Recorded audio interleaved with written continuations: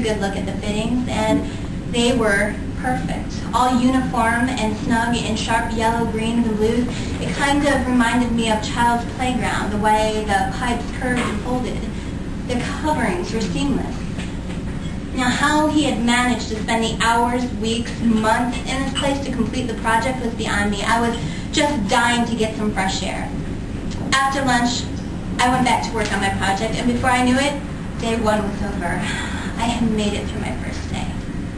Day 2 led to day 3, which led to day 4, and before I knew it, I pulled off an entire week. I became very familiar with my new job and very familiar with the feel of insulation fibers on my skin. No matter how many layers I would wear or how much tape I would wrap around my wrist, I could not stop the fiberglass from invading my clothing. And once it was in my clothing, it would itch and burn and create this rash. Now, you'd think a hot shower would be welcome relief at the end of the day, but no, it only made it sting more. I had to do more climbing. I worked with big saws. I even ventured so high into the rafters I had to wear a safety harness.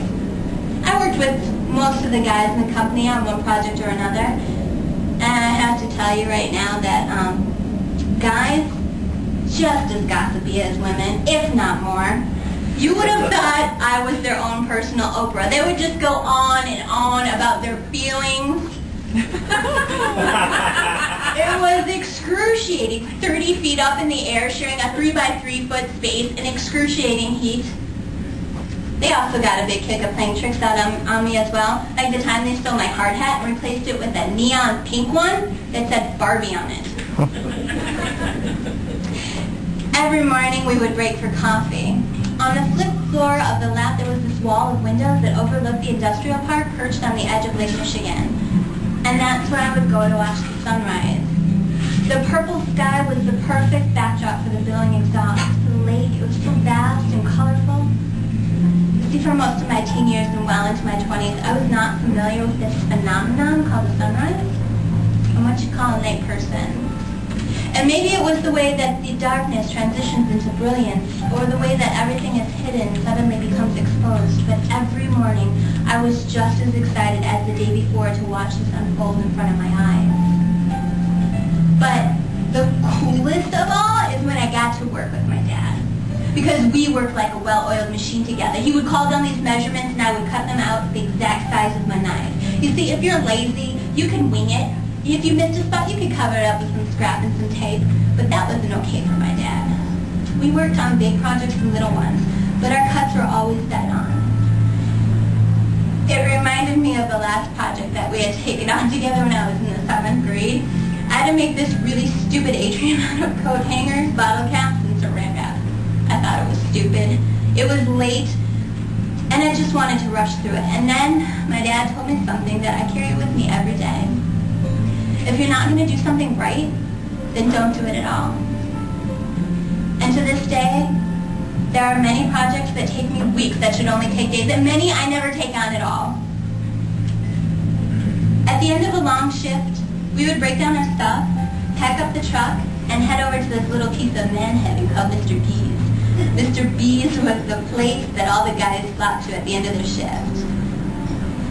It was a dark hole, boarded up windows, a backdoor entrance. The beer was served in a can. There were no girls inside, and you didn't have to tip the bartender because he was the owner and he considered it an insult. It was official. I had become an insider. I was at Mr. B's. Every day my dad and I would go there for 2 cans. The same faces were there every day. Once in a while an old-timer would show up, and out of the blue, my dad would promptly introduce me as his daughter. They would shake my hand and tell me they used to work with my grandfather. He was a good man, and we were sorry to hear about his passing. My dad made me promise never to tell my mom about this little hideaway, and I happily complied. Usually my dad would buy a round, and then another guy would buy a round. I was never allowed to buy, not because I was a girl, but because I was the low man on the totem pole. I know it might be hard for you to believe, but the finest beer I have ever tasted was served to me in a can by Mr. B.